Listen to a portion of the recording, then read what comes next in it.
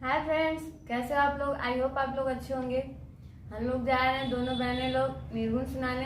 अगर अच्छा लगे तो लाइक कर दीजिएगा और चैनल पे अगर नए हो तो सब्सक्राइब भी कर दीजिएगा। तो फिर मिलते हैं अगली वीडियो में।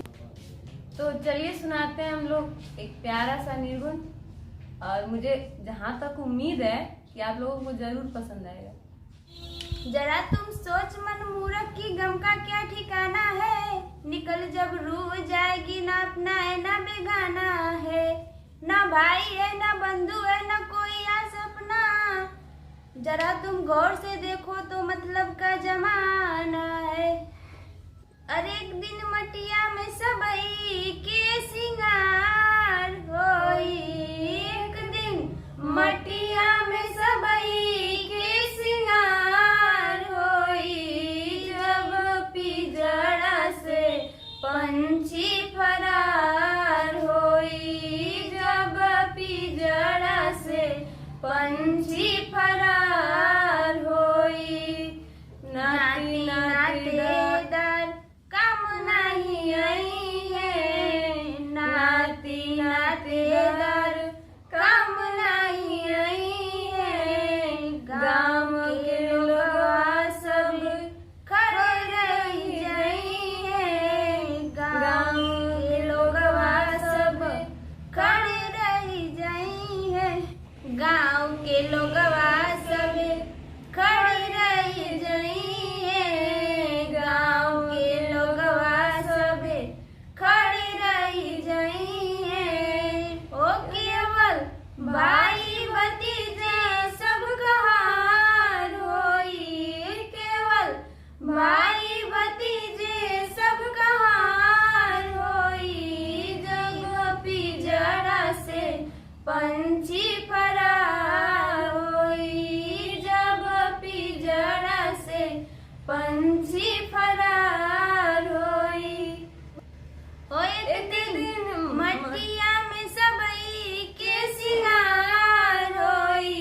एक दिन मटिया में सबई के सिंगार होई। जब पिजड़ा से पंछी फरार होई। जब पिजड़ा से पंछी फरार होई। धन और दौलत कोई साथ नहीं जावे हो। धन और दौलत कोई साथ नहीं जाए हो।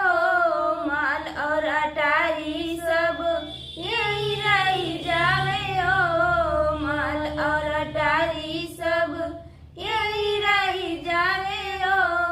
ओ केवल भाई भतीजे सब कहार होई।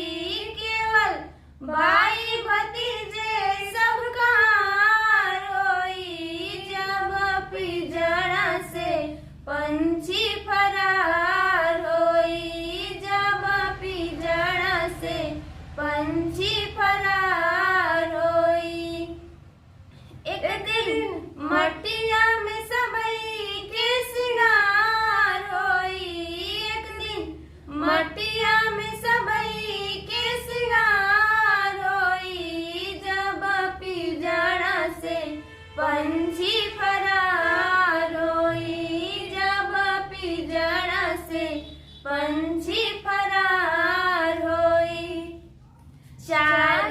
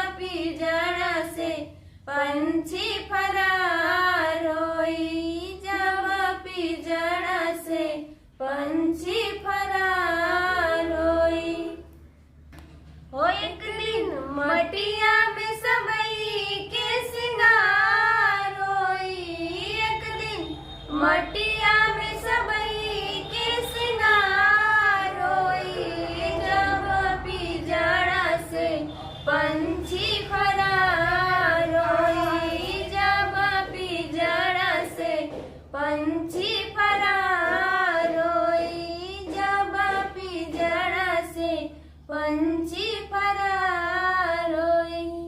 तो दोस्तों निर्गुण कैसा लगा? आई होप आप लोगों को पसंद आया हो।